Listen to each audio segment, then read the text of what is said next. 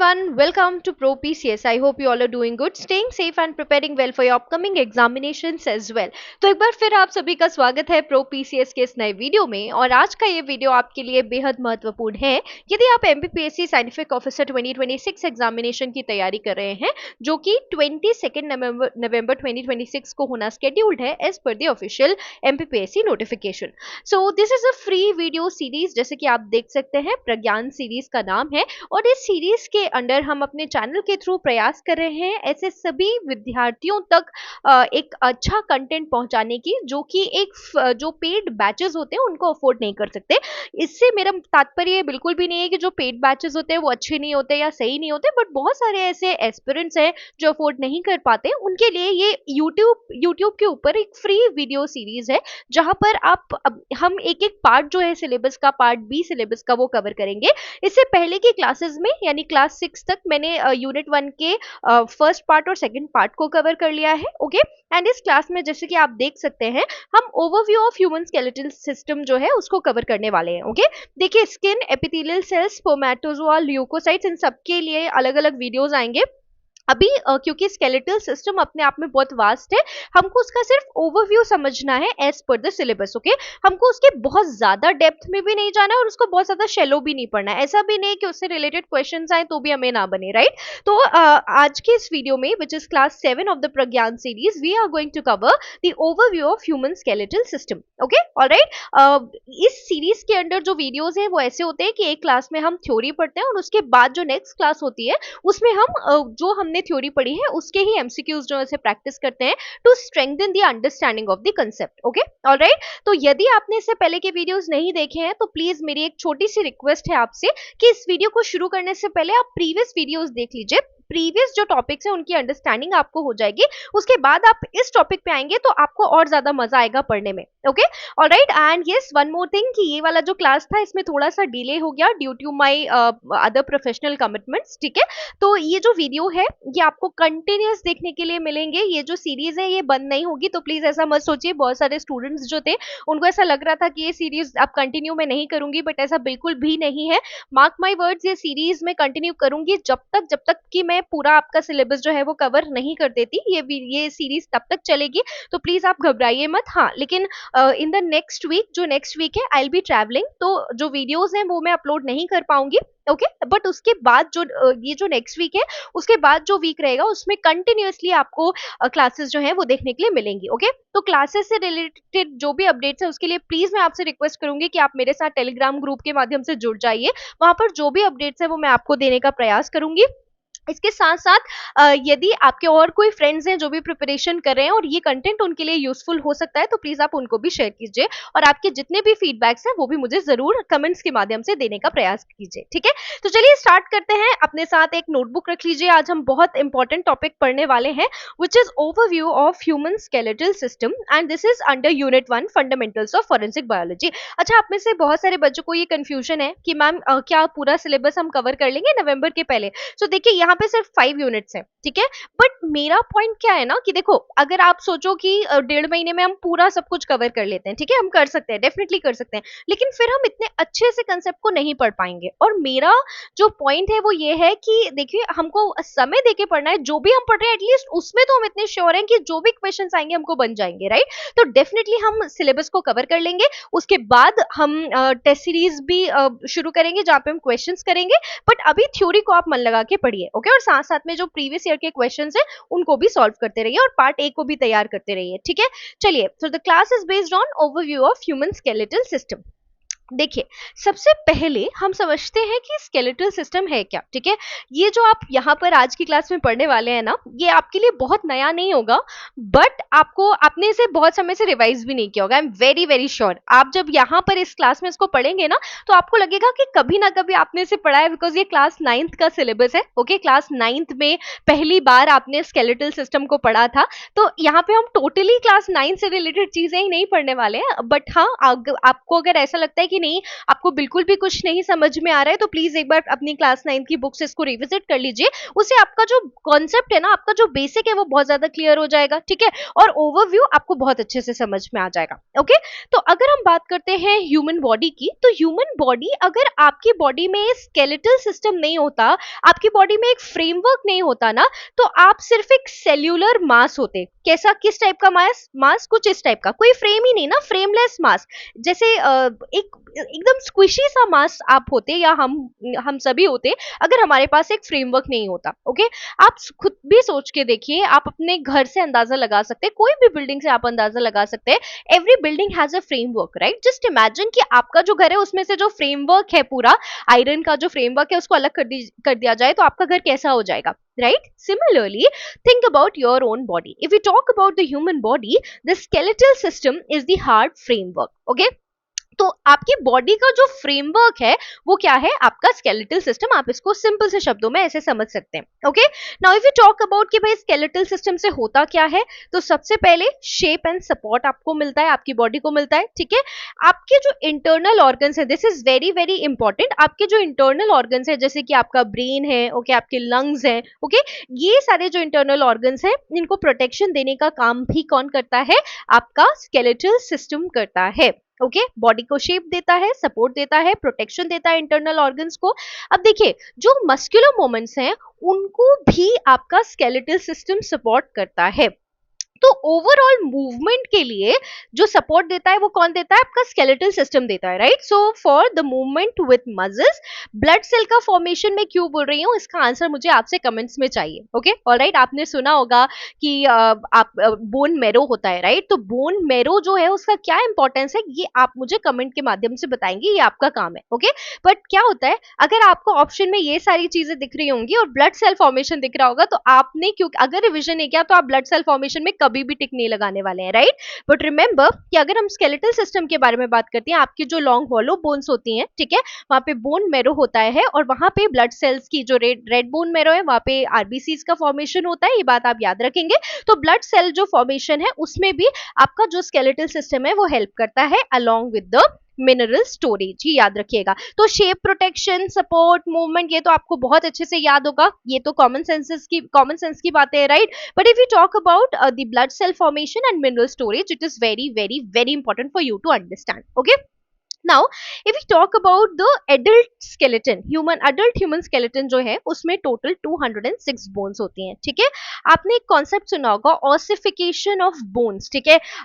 आप में से सब लोग इस बात को ध्यान से समझेंगे कि ये जो ऑसिफिकेशन है ना, this is very very important, ठीक है। ऑसिफिकेशन ऑफ बोन्स, ये शब्द जो, ये जो टर्म है, ये बहुत इंपॉर्टेंट है, यहाँ पर इसको थोड़ा सा ध्यान से समझेंगे। सबसे पहले अगर आप बात करते हैं एक चाइल्ड की, ठीक है, तो remember that if we talk about the human child has more bones as compared to an adult human being. adult human being से ज्यादा number of bones जो होते हैं वो एक ह्यूमन चाइल्ड में होता है। ऐसा क्यों होता है, इसका एक कारण है, ठीक है, क्योंकि बहुत सारे ऐसे जो बोन्स होते हैं, कार्टिलेज का जो अमाउंट है वो बहुत ज्यादा होता है एक चाइल्ड में, इसलिए आप कहते हैं ना कि जो बेबी की बॉडी होती है वो बहुत ज्यादा फ्लेक्सिबल होती है, it is because of the presence of cartilage. Okay, now समय के साथ क्या होता है, जैसे जैसे बच्चा बढ़ता है, आप सोचो कि अराउंड 265 टू 270 बोन्स होती हैं as human in a human child. Okay, अगर आप किसी ह्यूमन चाइल्ड के बारे में बात करोगे तो लगभग 270 बोन्स आपको देखने के लिए मिलते हैं। तो ऐसा क्या होता है कि फिर जब आप एक अडल्ट बन जाते हो तो सिर्फ 206 बोन्स बचती हैं। तो ये जो प्रोसेस है इसका ही नाम ऑसिफिकेशन है, ठीक है।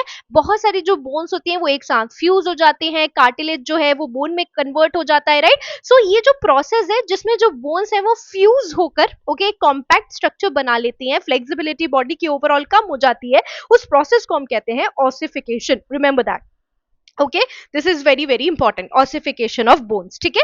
तो अगर हम बात करते हैं एक ह्यूमन अडल्ट की, तो नंबर ऑफ बोन्स 206 है, बट अगर आप ह्यूमन बेबी की बात करते हो, ह्यूमन चाइल्ड की बात करते हो, तो लगभग 265 टू 270 बोन्स आपको देखने के लिए मिलती है। And by the process of ossification ये जो नंबर है बोन्स का ये कम हो जाता है। क्या हमको ये बात बहुत अच्छे से समझ में आ गई है? ओके, तो चलिए आगे बढ़ते हैं, ठीक है।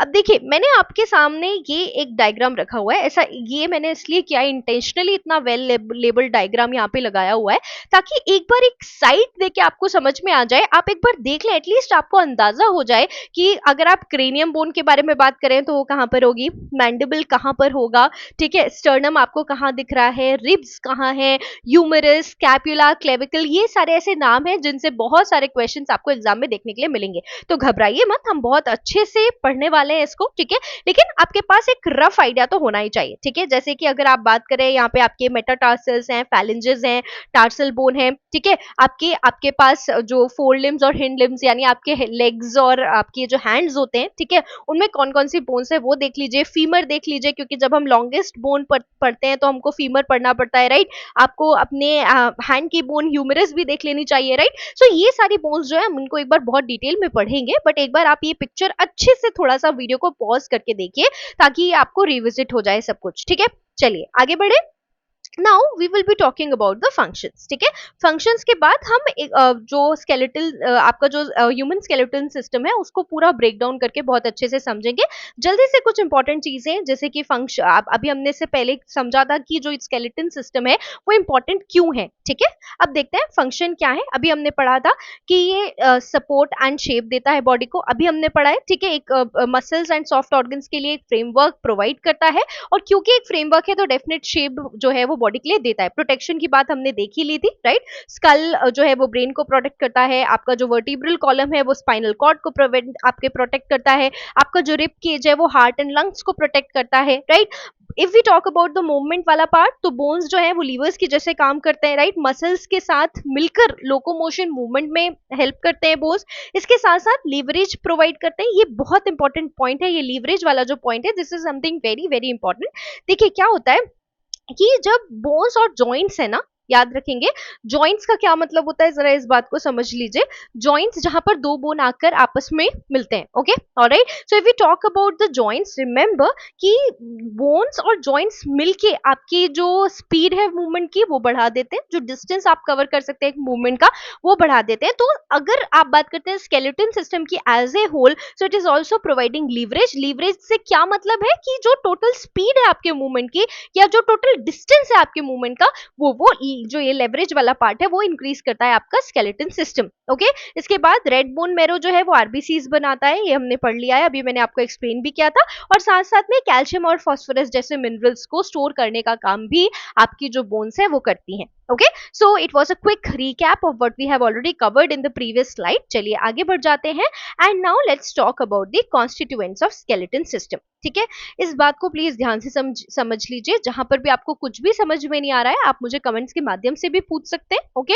आपका जो भी फीडबैक है वो प्लीज मुझे दीजिए। अगर आपको अच्छा लग रहा है तो मुझे बताइए, अगर आपको ऐसा लग रहा है कि कोई चेंजेस है, अगर मुझे लगता है कि उन्हें इनकॉर्पोरेट करने से वीडियो की क्वालिटी इनहैंस होगी तो मैं उन्हें डेफिनेटली करूंगी, ठीक है। तो देखिए सबसे पहले अगर हम बात करते हैं स्केलेटन सिस्टम की, हम इतनी देर से तो बात कर रहे हैं skeleton system, but what actually skeleton system is, right.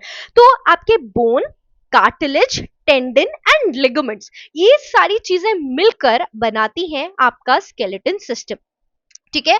तो भाई बोन्स का काम क्या है, एक हार्ड फ्रेमवर्क तैयार करना बॉडी के लिए, ठीक है। कार्टिलेज का काम क्या है, कार्टिलेज कहां पर है, the pin of the year. अगर आप ईयर अपने ईयर के टॉप पार्ट को पकड़ेंगे तो फ्लेक्सिबल भी है और थोड़ा हार्ड भी है, right. So the flexible part या तो टिप ऑफ योर नोज आप देखेंगे तो थोड़ा सा हार्ड आपको दिखता है, but it is equally flexible, right. So flexibility is by cartilage. क्या, so if you talk about the bones, bones hard framework provide करते हैं। अगर हम कार्टिलेज की बात करते हैं तो कार्टिलेज जो है वो फ्लेक्सिबल सपोर्ट आपकी बॉडी को प्रोवाइड करता है।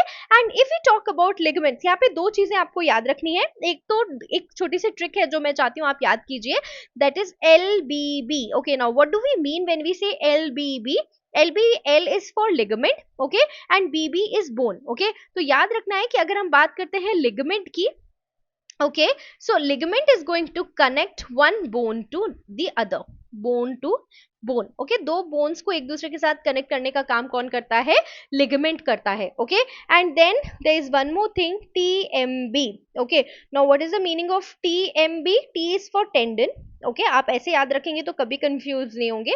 तो टेंडन किस किस को कनेक्ट करने का काम करता है, आपके muscle to the bone, okay, ये दोनों आपको याद रखना है, okay. So LBB is for ligament bone to bone, okay.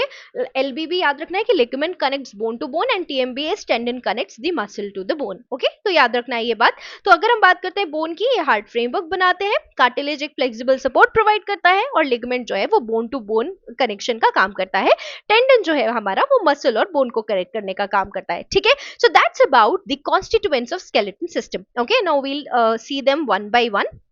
The very first one to deal with is something that provides the hard framework to the body, that is the bone, okay.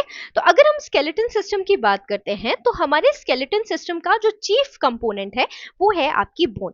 अब आपकी bone में organic matter भी होते हैं और inorganic salts भी होते हैं, okay. Now if you talk about the organic matter, तो मैम ऑर्गेनिक मैटर में क्या क्या आएगा, तो वो भी, क्योंकि जो ये लेक्चर है वो मैं आपको ऐसे डिलीवर करने का प्रयास कर रही हूँ कि आपके नोट्स भी साथ साथ में बनते जाएं, वो भी कॉम्पैक्ट नोट्स बनते जाएं। तो यहाँ पर साफ तौर पर लिखा हुआ है कि यदि आप बोन के बारे में बात करेंगे तो बोन में ऑर्गेनिक मैटर भी होता है, इनऑर्गेनिक मैटर भी होता है। जो ऑर्गेनिक मैटर है it is present in the form of collagen fibres, okay. And if you talk about the inorganic salts, तो आपकी बॉडी में अभी हमने देखा कि मिनरल का स्टोरेज करता है कैल्शियम फास्फोरस का, तो इनऑर्गेनिक सॉल्ट्स यानी कैल्शियम एंड फास्फोरस भी आपके बोन में होते हैं, okay। So if we talk about the organic matter, collagen fiber is a great example, and if we talk about the inorganic salts आपके bone के, तो कैल्शियम एंड फास्फोरस जैसे salts आपको आपके बोन में देखने के लिए मिलते हैं, okay। So if we talk about bone, it's the chief component of the skeleton system and it contains both inorganic and organic matter, okay. Now यहाँ पे कुछ फैक्ट्स हैं जो बेस्ड ऑन पीवाईक्यूज हैं, पीवाईक्यू में ये पूछे गए थे, इसलिए मैंने यहाँ पे इनको इनकॉर्पोरेट किया है कि यदि आपकी बोन को डाइल्यूट HCl हाइड्रोक्लोरिक एसिड के साथ ट्रीट किया जाए तो होगा क्या, ध्यान से समझिएगा, ठीक है। अगर बोन को आप डाइल्यूट HCl के साथ ट्रीट करेंगे तो ये जो मिनरल्स है ना आपके कैल्शियम फास्फोरस, ये डिसॉल्व हो जाएंगे और जैसे ही ये डिसॉल्व होंगे आपकी जो बोन है वो सॉफ्ट और फ्लेक्सिबल हो जाएगी, ओके। अब जब बोन जो है वो सॉफ्ट एंड फ्लेक्सिबल हो जाएगी उसको ही हम कहेंगे डीकैल्सिफाइड बोन। क्या हमको ये बात बहुत अच्छे से समझ में आ गई? So what is decalcified bone? Decalcification का मतलब समझिए, जब कैल्शियम हट गया, removal of calcium, decalcified bone, okay। So when the bone is calciumless, आप ऐसे याद कर सकते हैं, जब कैल्शियम निकल जाएगा बॉडी से, बोन से, that is decalcification। So bone को आप decalcified bone कहेंगे और ऐसा कब होगा, जब आप बोन को HCl के साथ ट्रीट करेंगे, डाइल्यूट हाइड्रोक्लोरिक एसिड के साथ ट्रीट करेंगे, तो मिनरल्स जो है वो डिसॉल्व हो जाएंगे जिसकी वजह से बोन्स जो है वो सॉफ्ट और फ्लेक्सिबल हो जाएंगी और इसी प्रोसेस को हम कहते हैं the decalcification of bones. Is that very very clear, okay.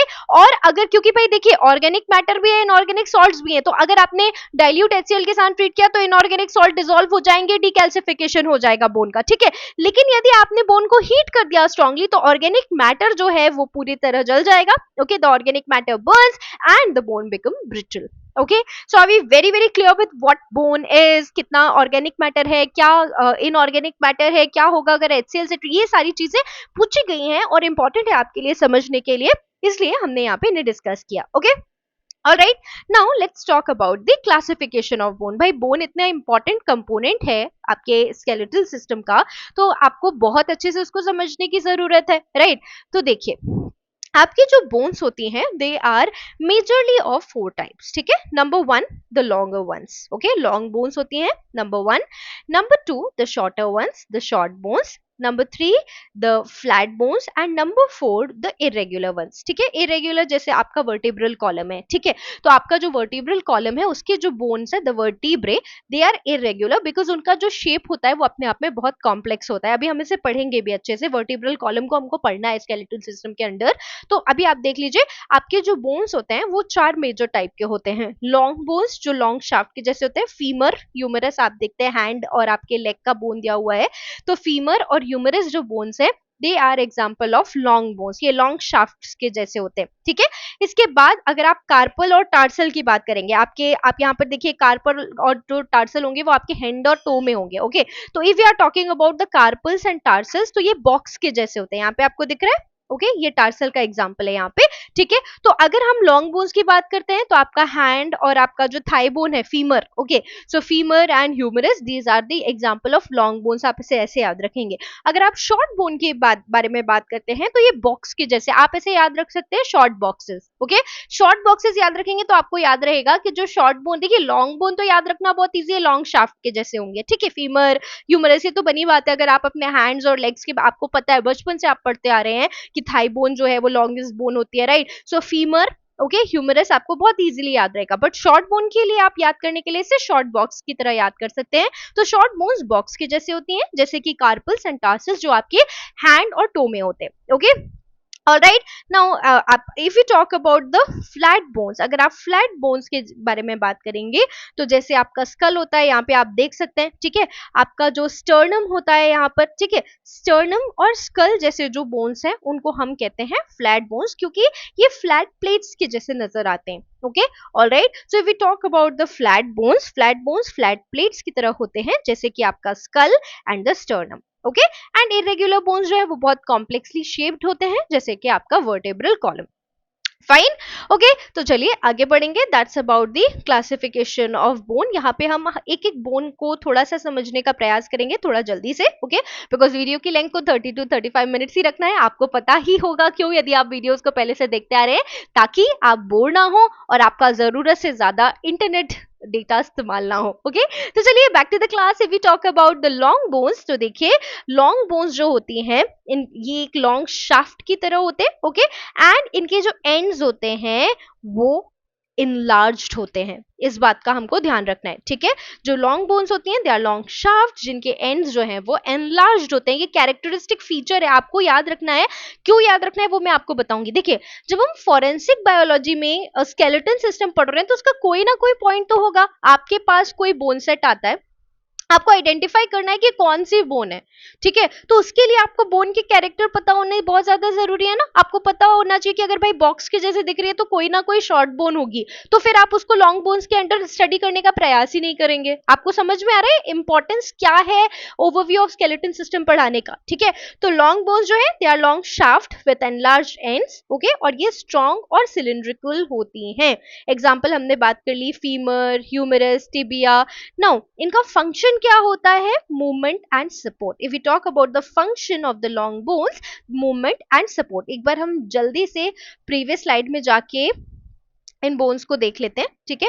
Alright, तो यहाँ पर देखिए दिस इज ह्यूमरस, आपको हैंड में दिख रहा होगा, ठीक है। ये वाली जो बोन है ये फीमर है, ठीक है। ये वाली जो बोन है ये टिबिया है, ओके। यहाँ पे फिब्यूला आपको देखने के लिए मिल रही है, रेडियस और अल्ना भी आप देख सकते हैं, लॉन्ग बोन्स ही हैं, ओके। सो आपका ह्यूमरस, आपका टिबिया, फिब्यूला, अगर आप देख सकते हैं यहाँ पे आपका femur, these are all the example of long bones, ठीक है। तो आप देख सकते हैं ये लॉन्ग शाफ्ट जैसी होती हैं, ठीक है। और इनके जो एंड्स हैं, यहाँ पे फिर से बहुत ज्यादा इंपॉर्टेंट एस्पेक्ट है इनको पढ़ने का, that if we talk about the long bones they are cylindrical, cylindrical तो है आपने देख लिया, ओके, ऐसे हैं, सिलिंड्रिकल है, ठीक है।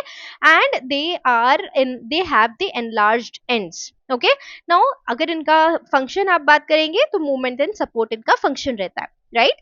Now let's talk about the short bones, ठीक है। शॉर्ट बोन्स को पढ़ने से पहले हम एक बार टार्सल्स यहाँ पे देख लेते हैं। आपके ये आपका राइट फुट है और इसका आप देख सकते हैं दोनों व्यूज आपके सामने यहाँ पर दिख रहे हैं, ठीक है। तो आपका जो फुट है उसमें जो बोन्स हैं वो टार्सल्स हैं, हाथ में जो है वो कार्पल्स हैं, याद रखना है आपको। These are short bones, they are like boxes, ये स्पॉन्जी होती हैं, ठीक है। और इनका जो मूवमेंट है ये लिमिटेड होता है, इस बात को आपको याद रखना है। इफ वी टॉक अबाउट, आपसे क्वेश्चन सीधे सीधे पूछ लेगा कि अगर हम शॉर्ट बोन के बारे में बात करते हैं तो इनका जो मूवमेंट होता है वो कैसा होता है, ओके। अब यही पूछेगा ऐसा जरूरी नहीं है, बिकॉज ये फॉरेंसिक बायोलॉजी के अंडर है। तो आपसे स्केलेटन सिस्टम से बेसिकली पूछा ये जाएगा कि अगर स्पॉन्जी है तो भाई कौन सी टाइप की बोन हो सकती है, ठीक है। तो शॉर्ट बोन हो सकती है, आपको समझ में आ रहा है, okay. Now let's move further ahead with the flat bones.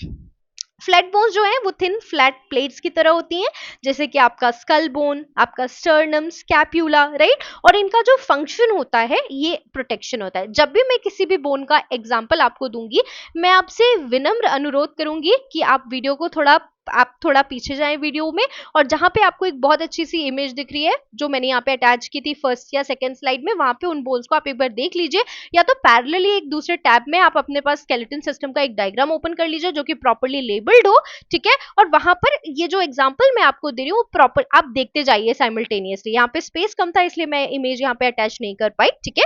तो जो फ्लैट बोन्स होती हैं वो थिन फ्लैट प्लेट्स की जैसे होती हैं, इरेगुलर बोन्स बहुत कॉम्प्लेक्सली शेप्ड होती हैं, जैसे कि वर्टिब्रल कॉलम हमने अभी एग्जांपल में पढ़ा था, ठीक है। So that's about the bones, long bones, short bones, flat bones, irregular bones, ठीक है। ऑलराइट, चलिए अभी आगे बढ़ेंगे एंड अब हम स्केलेटन सिस्टम को समझने का प्रयास करेंगे। हमने बोन्स को समझ लिया है, ठीक है। तो एक अडल्ट ह्यूमन स्केलेटन जो है उसमें 206 बोन्स होती हैं, okay, and it is divided into two major parts, आपका एक्सियल स्केलेटन सिस्टम एंड आपका एपेंडिकुलर स्केलेटन, ओके। अब प्लीज इस बात को ध्यान से समझिए कि एक्सियल स्केलेटन सिस्टम क्यों बोल रहे हैं भाई, है ना, कुछ तो कारण होगा कि क्यों बोल रहे हैं एक्सियल स्केलेटन सिस्टम, क्योंकि ये आपकी बॉडी की मेन एक्सिस बनाती हैं। If we talk about the skull, if we talk about the vertebral column, the ribs, the sternum, right, but if we talk about the appendicular skeleton, आप कह सकते हैं कि ये आपकी बॉडी की आप जैसे फॉर इंस्टेंस आपका जो हैंड है, ठीक है, आपका जो हैंड है वो आपके एक्सियल स्केलेटन से आपकी जो भी आप फंक्शन कर रहे हैं उसको एक्चुअली कनेक्ट करने का काम कर रहा है, राइट। तो आपका जो भी, आप इस बात को थोड़ा ध्यान से समझेंगे कि एक्सियल फ्रेमवर्क को सपोर्ट करने के लिए जितनी भी पार्ट्स हैं आपके स्केलेटन सिस्टम के, they are under the appendicular skeleton system. Are we very very clear? जो एक्सियल स्केलेटन को सपोर्ट करने के लिए पार्ट्स हैं स्केलेटन सिस्टम के, वो आपके एपेंडिकुलर स्केलेटन सिस्टम में आते हैं, ठीक है।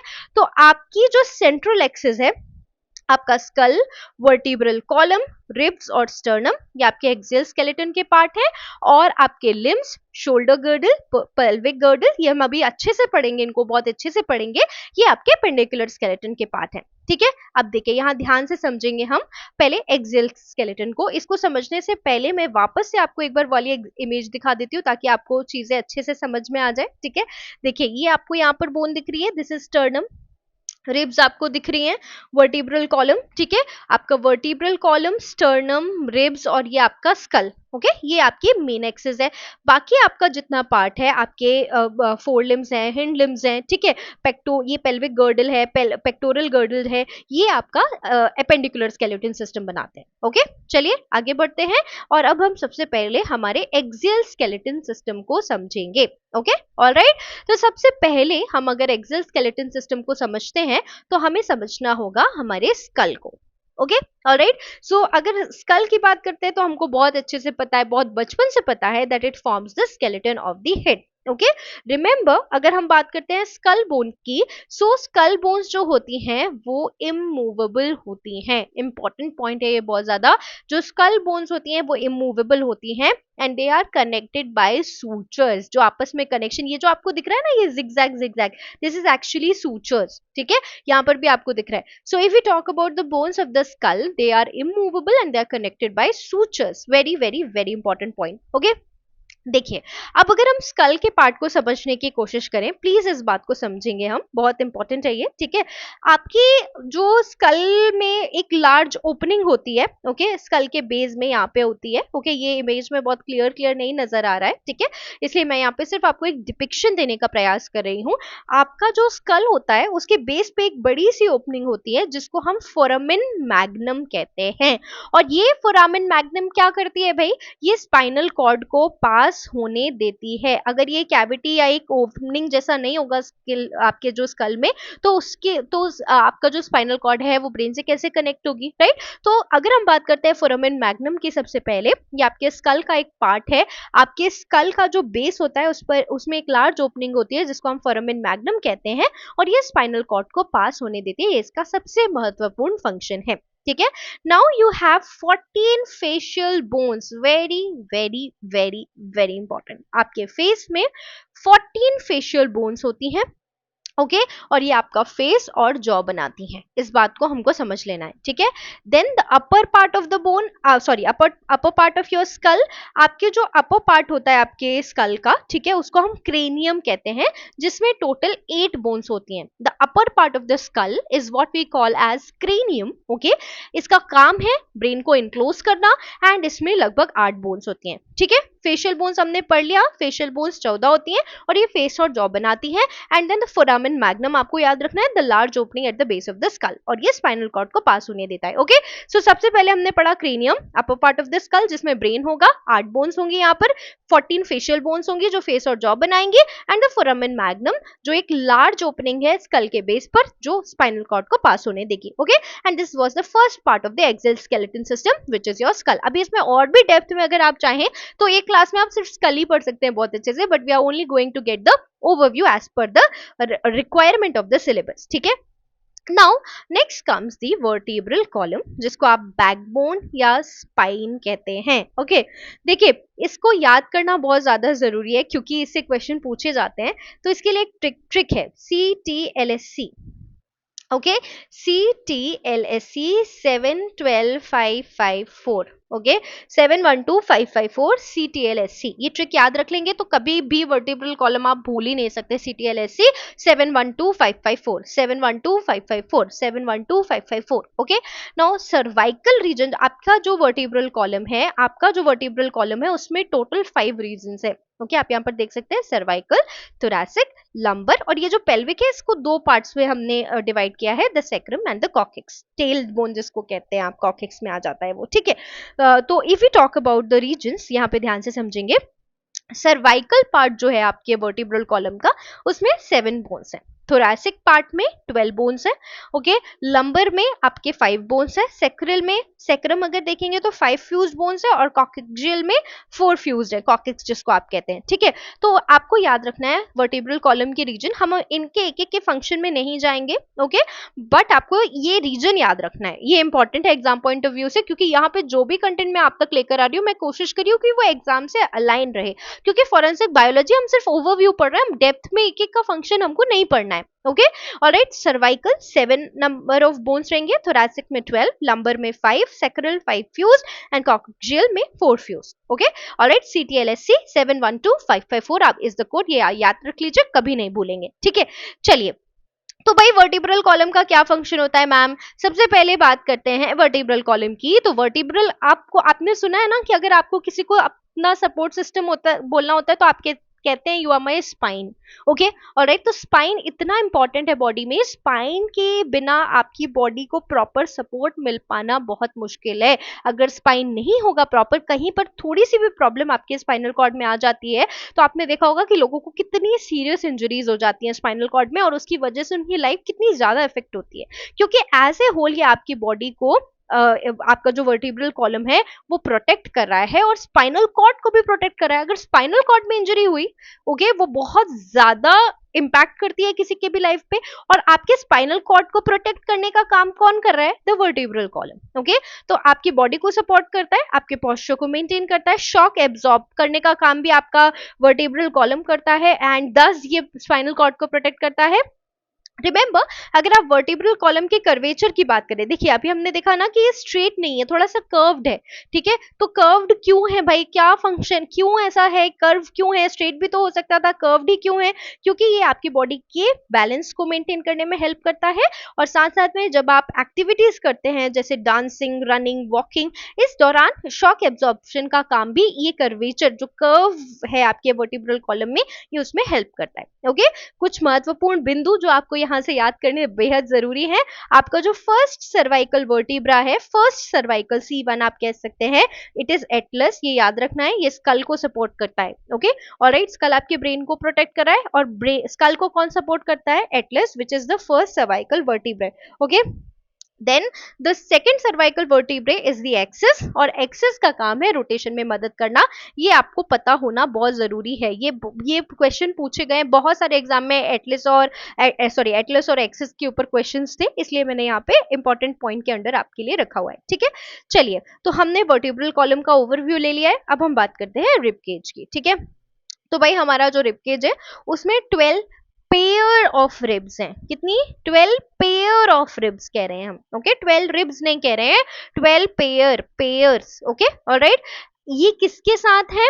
With sternum and the thoracic vertebrae. Okay, यहाँ पे आपको थोरैसिक स्पाइन भी देखने के लिए मिल रही है इस इमेज में। ठीक है, तो आपकी जो रिब है वो आपको यहाँ पे स्टर्नम भी देखने के लिए मिल रहा है। ठीक है, सो स्टर्नम अलोंग एंड थोरैसिक, आपका जो पार्ट है आपके वर्टिब्रल कॉलम का, वो भी इसमें इनक्लोज, वो भी यहाँ पर आएगा आपके स्ट्रक्चर में, आप देख सकते हैं। And then we have 12 pair of ribs. Okay, कितने पेयर होते हैं? 12 पेयर होते हैं, जिसमें से जो फर्स्ट 7 पेयर्स हैं आपको यहाँ दिख रहे हैं, they are called as true ribs. Okay, फिर आपका 8, 9, 10 को फॉल्स रिब्स कहते हैं, एंड 11, 12 को कहते हैं फ्लोटिंग रिब्स। 11, 12 पेयर को, ठीक है। 1 to 7th पेयर जो है आपका, first 7 pair, they are called as true ribs. अब ट्रू रिब्स क्यों कहते हैं? अगर आपकी रिब प्रॉपरली डायरेक्टली अटैच्ड है, किसके साथ अटैच्ड है? स्टर्नम के साथ अगर अटैच्ड है तो उसको ट्रू रिब कहा जाता है। ठीक है, तो 7 नंबर तक की जो आपकी रिब है वो डायरेक्टली अटैच्ड है स्टर्नम के साथ। ठीक है, 7th पेयर तक की जो रिब्स है वो डायरेक्टली अटैच्ड है स्टर्नम के साथ, इसलिए उन्हें ट्रू रिब्स कहा जाता है। 8th, 9th, 10th जो पेयर है वो इनडायरेक्टली अटैच्ड है स्टर्नम के साथ। ओके, और 11th और 12th जो है, they are not attached to the sternum. 11th और 12th रिब जो है वो स्टर्नम के साथ अटैच्ड नहीं है, इसलिए हम उन्हें फ्लोटिंग रिब्स कहते हैं। क्या हमको समझ में आया? जो इनडायरेक्टली अटैच्ड है उनको फॉल्स रिब्स, जो डायरेक्टली अटैच्ड है उनको ट्रू रिब्स। ठीक है, तो we have 12 pairs along with the sternum and the thoracic vertebrae. Okay, इसको हम पूरे को रिब केज कहते हैं। रिब केज में क्या क्या आएगा भाई? रिब केज को याद रख लीजिए, रिब्स आएंगी, थोरैसिक वर्टिब्रे आएगा और स्टर्नम आएगा आपके रिब केज में। ठीक है, कितने पेयर ऑफ रिब्स होते हैं? 12 पेयर्स होते हैं, जिसमें से फर्स्ट 7 ट्रू रिब्स होते हैं। आपका 8, 9, 10 जो है वो फॉल्स रिब है क्योंकि इनडायरेक्टली अटैच्ड है स्टर्नम से। 11 और 12 फ्लोटिंग है क्योंकि वो स्टर्नम से अटैच्ड ही नहीं है। क्या हमको ये बात समझ में आई? और अगर आप रिब केज की बात करते हैं तो ये आपके हार्ट और लंग को प्रोटेक्ट करने का काम करता है, साथ साथ में आपको ब्रीदिंग में हेल्प करता है। Okay, so that's about the ribs. ठीक है, चलिए अब बात करते हैं स्टर्नम की। हमने अभी बात की थी कि भाई जो स्टर्नम है वो फ्लैट बोन है, हम इतनी देर से पढ़ रहे हैं। ठीक है, और अगर आपकी रिब्स जो है वो स्टर्नम से अटैच्ड है तो ट्रू रिब्स हैं, नहीं अटैच्ड है, इनडायरेक्टली अटैच्ड है तो आपके फॉल्स रिब्स हैं, बिल्कुल भी अटैच नहीं है तो फ्लोटिंग रिब्स हैं। तो ये जो स्टर्नम रिब केज का पार्ट बनाता है, याद रखेंगे कि इसे हम ब्रेस्ट बोन भी कहते हैं। Okay, all right, if we talk about the sternum, it is also called as the breastbone and it is there in the middle of your chest. Okay, समझ में आ गया हम लोगों को अच्छे से। एंड यहाँ पे साइड में हमारे रिब्स हैं and the ribs are attached to the sternum. 1 to 7, 8, 9, 10 जो है वो इनडायरेक्टली अटैच्ड है तो इसलिए हम उन्हें फॉल्स रिब्स कहते हैं, और 11, 12 अटैच्ड ही नहीं है इसलिए हम उन्हें फ्लोटिंग रिब्स कहते हैं। ठीक है, चलिए अब बात करते हैं एपेंडिकुलर स्केलेटन की। अभी हमने एक्सियल स्केलेटन सिस्टम में क्या क्या देख लिया था, जल्दी से एक बार रिएट्रेट कर लेते हैं।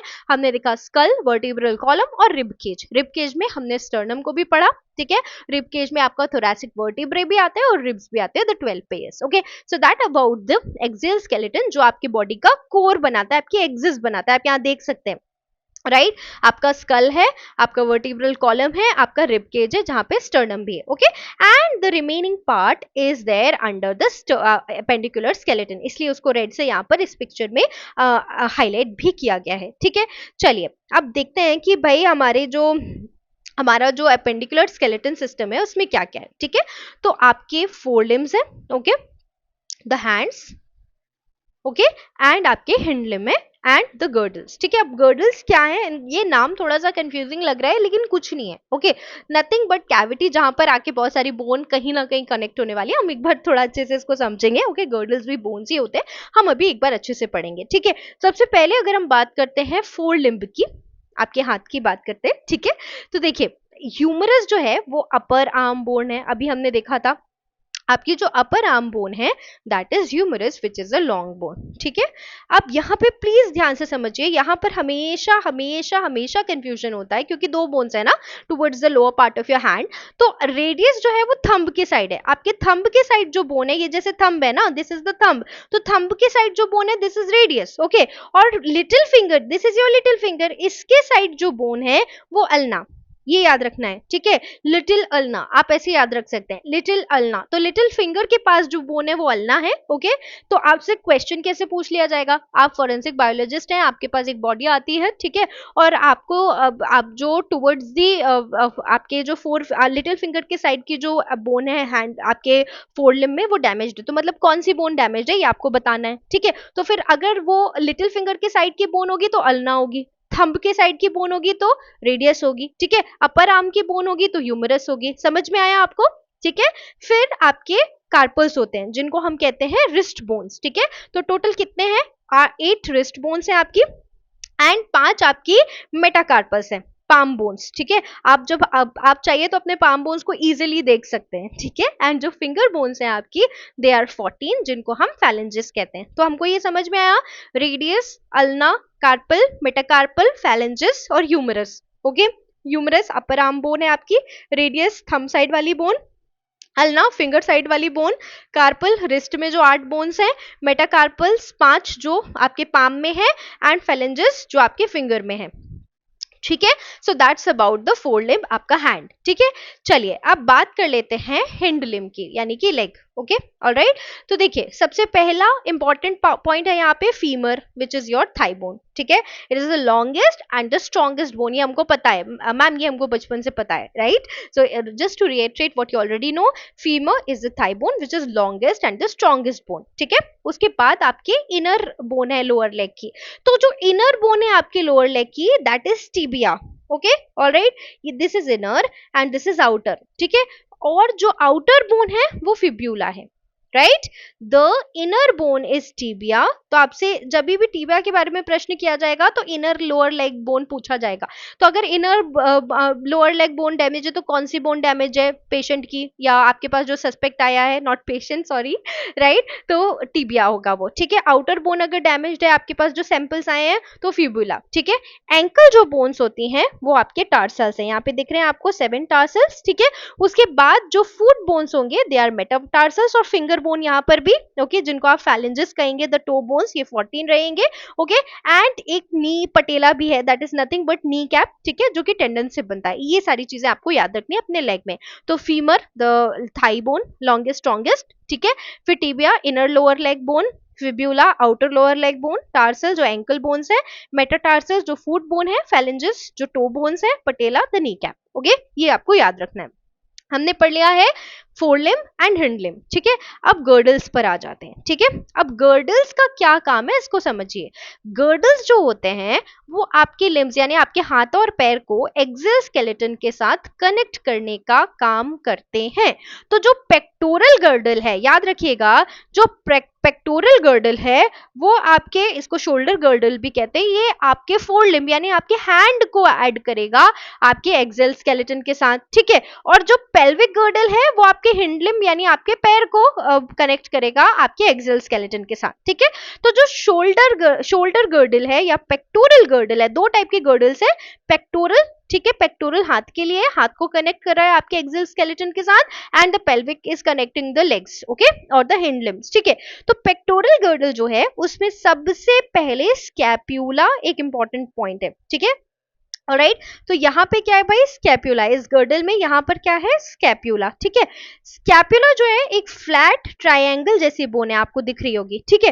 अब यहाँ पर क्या होता है, यहाँ पे एक कैविटी होती है स्कैप्यूला में जिसको हम कहते हैं ग्लेनोइड कैविटी, ठीक है, ऑलराइट। तो स्कैप्यूला जो है आपका एक ट्रायंगुलर बोन है, और इस ट्रायंगुलर बोन में कैविटी होती है जिसको हम कहते हैं ग्लेनोइड कैविटी, और इसी ग्लेनोइड कैविटी में आपका जो अपर आर्म बोन है ह्यूमरस वो आके कनेक्ट होती है। समझ में आया, ओके, ऑलराइट। एंड देन हमारे पास है द क्लैविकल। अब देखिए क्लैविकल ऐसी वाली जो बोन है, एक बार मैं इसको इरेज करती हूँ तो आपको क्लियर समझ में आएगा। ये तो हमारी, हमने स्कैपुला देख लिया, ये वाली जो बोन आपको नजर आ रही है, this is the collar bone, ठीक है। तो कॉलर बोन का काम क्या है भाई, कॉलर बोन जो है वो स्कैप्यूला को स्टर्नम के साथ अटैच करने का काम करती है। समझ में आ गया आपको? तो आपका जो स्कैपुला है वो फ्लैट ट्रायंगुलर बोन है जहां पे ग्लेनोइड कैविटी होती है, जिस ग्लेनोइड कैविटी में ह्यूमरस जो अपर आपका आर्म है वो उसकी बोन कनेक्ट होती है, ठीक है। क्लेविकल जो है कॉलर बोन स्कैपुला को स्टर्नम के साथ कनेक्ट करता है, राइट। सो पेक्टोरल गर्डल जो है वो आपके फोरलिम्स को कनेक्ट करता है एक्सियल स्केलेटन के साथ, and then we have the pelvic girdle. तो पेल्विक गर्डल का काम क्या है, जिसको आप हिप गर्डल भी कहते हैं, ये आपके फोर लिम्स को सॉरी आपके हिंड लिम्स को यानी कि आपके लेग्स को कनेक्ट करेंगे विद द एक्सियल स्केलेटन। तो यहाँ पे भी कोई कैविटी होनी पड़ेगी ना, क्योंकि तभी तो आपकी फीमर आके कनेक्ट होगी, ठीक है। तो यहाँ पे एसिटाबुलम होता है, ध्यान से, जहाँ पे अगर आप पेक्टोरल गर्डल की बात कर रहे थे तो वहां पे ग्लेनोइड कैविटी थी, यहाँ पे एसिटाबुलम होता है। एसिटाबुलम जो है वो एक कप शेप्ड कैविटी होती है जहां पर फीमर बोन आके अटैच होगी, फीमर का हेड अटैच होता है, ठीक है। तो पेल्विक गर्डल को कहते हैं हिप गर्डल, ठीक है। इसमें 3 बोन्स होती हैं, इलियम, इशियम एंड प्यूबिस, ये याद रखेंगे आप, ठीक है। Ilium, ischium and pubis, okay, alright. Ilium, ठीक है, ischium and the pubis bone, ये तीनों बोन मिलकर पेल्विक गर्डल बनाती हैं। इसमें एसिटाबुलम भी होता है, कप शेप्ड कैविटी जहां पर फीमर आके अटैच होता है। तो अगर हम पेल्विक गर्डल की बात करें तो वो आपके हिंड लिम्ब को कनेक्ट करें एक्सियल स्केलेटन के साथ, और पेक्टोरल गर्डल की बात करें तो वो आपके हैंड्स को कनेक्ट करे आपके एक्सियल स्केलेटन के साथ। अब यहां से जो एग्जाम में पूछा जाएगा वो क्या, अगर मेल पेल्विस की बात करते हैं तो वो नैरो होता है, female pelvis, this is the pelvis region of the body, ठीक है। फीमेल पेल्विस ब्रॉड होता है। तो अगर आपके पास जो सस्पेक्ट है उसका पेल्विस ब्रॉड है, मतलब वो एक फीमेल रहा होगा, ठीक है। अगर मेल पेल्विस की बात करते हैं तो ये हेवियर होता है, फीमेल पेल्विस लाइटर होता है। एंड एक और बहुत बहुत इंपॉर्टेंट डिफरेंशिएशन कि फीमेल पेल्विस वाइडर होता है चाइल्ड बर्थ के लिए डेफिनेटली, और मेल पेल्विस जो है वो लेस स्पेशियस होता है, ठीक है। तो ये आइडेंटिफिकेशन पॉइंट होते हैं फॉरेंसिक बायोलॉजिस्ट्स के लिए, ठीक है। तो हमने पेल्विक गर्डल देख लिया, पेक्टोरल गर्डल देख लिया, हिंड लिम्ब देख लिया, फोर लिम्ब देख लिया, यानी हमने हमारा एपेंडिकुलर स्केलेटन सिस्टम जो है वो कवर कर लिया। इससे पहले हमने एक्सियल स्केलेटन पढ़ा था, उससे पहले हमने बोन पढ़ा था, और उससे पहले हमने स्केलेटन सिस्टम का एक ओवरव्यू देखा था। अब हम बात कर लेते हैं जॉइंट्स की, बिकॉज जॉइंट्स के बिना मूवमेंट पॉसिबल नहीं है। कैसे पॉसिबल नहीं है, अब समझ के देखते हैं, ठीक है। अभी देखिए, आपका फॉर इंस्टेंस आपको पता है ना कि हमारे पास हमारी जो बॉडी है, हमने अभी रेडियस और अल्ना पढ़ा था, ठीक है। तो भाई रेडियस और अल्ना बोन्स हैं, ठीक है, और उसके साथ ह्यूमरस भी है। तो रेडियस है, अल्ना है और ह्यूमरस है, इनके बीच में एक जॉइंट है। अगर वो जॉइंट जो है वो इमूवेबल हो जाए, फिक्स हो जाए, तो क्या आप हैंड मूव कर पाएंगे? जस्ट आपका जो एल्बो रीजन है उसको पकड़ के देखिए, अगर वो बाइंड हो जाए तो क्या आप थोड़ा सा भी मूवमेंट हैंड को मूव कर पाएंगे? फिंगर्स की बात छोड़ दीजिए, वहां पर भी क्योंकि जॉइंट्स है ना, तो क्या आप हैंड को मूव कर पाएंगे? नहीं, आप हैंड को मूव नहीं कर पाएंगे, right. So joint is very important for movement, remember that, ठीक है। तो जॉइंट होता क्या है भाई, जो ऐसा पॉइंट जहां पे दो बोन्स आकर मिलती हैं, ठीक है। अब कितने टाइप के जॉइंट्स होते हैं ये भी जानना बहुत जरूरी है, ठीक है। तो सबसे पहली बात जो है वो है इमूवेबल जॉइंट्स, ऐसे जॉइंट्स जहाँ पे बिल्कुल भी मूवमेंट पॉसिबल नहीं है, जैसे सूचर्स, अभी हमने बात की थी कि स्कल के जो बोन्स है वो सूचर्स के साथ कनेक्टेड है ना। तो ऐसे जॉइंट्स जो जहाँ पर बिल्कुल भी मूवमेंट पॉसिबल नहीं है, दे आर इमूवेबल जॉइंट्स, जैसे कि sutures, okay. Then the partially movable joints, ऐसे जॉइंट्स जहाँ पे आपको लिमिटेड मूवमेंट मिलता है, जैसे कि आपके रिबॉट स्टर्नम में, आपके वर्टेब्रल कॉलम के बीच में जो जॉइंट्स हैं, दे आर पार्शियली मूवेबल, मतलब वो लिमिटेड मूवमेंट्स प्रोवाइड करते हैं। And then the freely movable ones, जो एक्सटेंसिव मूवमेंट प्रोवाइड करते हैं in all the directions, okay. So immovable joints, partially movable joints and the freely movable joints, ये 3 category हैं, okay. अब हम सब टाइप्स भी एक बार अच्छे से पढ़ लेते हैं। द फ्रीली मूवेबल वंस, ठीक है, इमूवेबल तो सूचर है, ठीक है। And then we have the partially movable ones, ठीक है, जैसे वर्टिब्रल कॉलम और रिवोर्ट स्टर्नम में होंगे, and the freely movable ones जो हमको मूवमेंट प्रोवाइड करते हैं, ओके। तो उनको एक बार पढ़ लेते हैं। Number 1 which is very very important is the gliding joint, ठीक है। आप देखिए, आपके जो रिस्ट और एंकल में जॉइंट है ना, आपको दिखेगा कि एक बोन जैसे दूसरे बोन के ऊपर स्लाइड ओवर कर रही है। तो क्योंकि एक बोन इन जॉइंट्स में दूसरी बोन के ऊपर स्लाइड ओवर करती है, मान लीजिए this is bone A okay, and this is bone B. तो ये बोन एक दूसरे के ऊपर क्या करेंगे, स्लाइड ओवर करेंगे, ठीक है। तो ये जो स्लाइड ओवर करते हैं, इसीलिए इस प्रोसेस को ग्लाइडिंग नाम दिया गया, and the joint is called as the gliding joint, ठीक है। तो ऐसे जब बोन्स एक दूसरे के ऊपर स्लाइड करते हुए एक दूसरे को ज्वाइन करती हैं, वहां पर जो जॉइंट बनता है वो ग्लाइडिंग जॉइंट है, जैसे कि आपके रिस्ट में और आपके एंकल में, ठीक है। नाउ द पिवट जॉइंट, ठीक है। पिवट कैसा होगा भाई, पिवट कैसा होगा, एक ऐसा पार्ट होगा, दूसरी बोन जो है वो उसके अराउंड मूव करेगी, रोटेट करेगी, ओके, ऑल राइट, है ना। तो आप ये देखिए, एटलस और एक्सिस अभी हमने पढ़ा था सर्वाइकल वर्टिब्रे में, ठीक है, आपके स्कल के नीचे। तो एटलस और एक्सिस जो जॉइंट है, याद रखेंगे आपको, वो आपने देखा है ना, मान लीजिए ये एटलस और एक्सिस है और इसके अराउंड ही मूवमेंट हो रहा है, right. So remember that if we talk about the pivot joint, जब एक बोन दूसरी बोन के ऊपर रोटेट कर रही होती है, जॉइंट ऐसे पॉइंट पे वो ज्वाइन कर रहे हैं जहां पे वो रोटेट, एक बोन जो है उसकी दूसरी बोन एक उसके अराउंड रोटेट करती हुई समझ में आए, तो उस टाइप के जॉइंट्स को हम पिवट जॉइंट कहते हैं, ठीक है, जैसे कि एटलस और एक्सिस के बीच में है। फिर है हिंज जॉइंट, ठीक है, मूवमेंट जहां पर सिर्फ एक ही प्लेन में पॉसिबल है। आप अपने एल्बो को मूव करके देखिए, आप उसको एक ही प्लेन में मूव कर सकते हैं। आप अपने नी को मूव करके देखिए, आप उसको एक ही प्लेन में मूव कर सकते हैं, राइट। सो अपने फिंगर्स को मूव करके देखिए, एक ही प्लेन में कर सकते हैं। That these are the example of hinge joint. And the movement boss, the ball and socket joints, ठीक है। आप अपने जो शोल्डर है उसको आप मूव कर सकते हैं, ठीक है, हर डायरेक्शन में। आपका जो हिप है उसको आप हर डायरेक्शन में मूव कर सकते हैं, ठीक है। Why? Because of the presence of the ball and socket joint, ठीक है। तो आपके देखिए, आपने देखा होगा कि हमारे पास ग्लिनोइड कैविटी थी जहां पे ह्यूमरस अटैच हो रहा था, राइट। सो याद रखिए कि बॉल एंड सॉकेट जॉइंट जो है वो इस टाइप के जॉइंट्स हैं जहां पर आपका जो मूवमेंट है वो पॉसिबल है in all directions, okay. So ball and socket joint provide movement in all directions, जैसे कि आपका shoulder joint and the hip joint, okay. And now come some major important facts जो आपको पता होने बहुत ज्यादा जरूरी है, बिकॉज वीडियो का लेंथ थोड़ा सा ज्यादा हो गया। मैंने आपको प्रॉमिस किया था 30 to 35 मिनट्स, लेकिन मैंने पूरी कोशिश की आपको जल्दी जल्दी चीजें समझाने की, बिकॉज ये सारी चीजें बहुत इंपॉर्टेंट थी। अब हम कुछ एग्जाम इंपॉर्टेंट फैक्ट्स को जल्दी से समझ लेते हैं जो आपके लिए बहुत जरूरी है, और उसके बाद हम इस सेशन को वाइंड अप करेंगे, ठीक है। तो देखिए, टोटल बोन 206 होंगी आपकी बॉडी में। लॉन्गेस्ट फीमर है, स्मॉलेस्ट बोन स्टेपीज आपकी ईयर बोन है, ये आपकी जो स्ट्रॉन्गेस्ट बोन है वो भी फीमर है। लार्जेस्ट वर्टिब्रे जो है वो लंबर वर्टिब्रे है। Floating ribs 11th and 12th है। बोन फॉर्मिंग सेल्स को हम ओस्टियोसाइट्स कहते हैं। बोन की जो कवरिंग होती है उसको पेरोस्टियम कहते हैं, वेरी VIMP, ये बहुत इंपॉर्टेंट है, कई बार पूछा गया। Atlas is the first cervical vertebrae and axis is the second cervical vertebrae, अभी हमने पढ़ा था, ठीक है। And again very important differences जो एग्जाम पॉइंट ऑफ व्यू से बहुत इंपॉर्टेंट है। Ligament bone to bone connect करता है, एंड ये स्लाइटली इलास्टिक होता है as compare to tendon. TMB याद रखिएगा, tendon connects muscle to bone, और ये लेस इलास्टिक है, ओके। कार्टिलेज फ्लेक्सिबल होते हैं, बोन हार्ड होता है, ठीक है। बोन के पास रिच ब्लड सप्लाई होता है, कार्टिलेज के पास कोई भी ब्लड वेसल्स नहीं होते, ओके।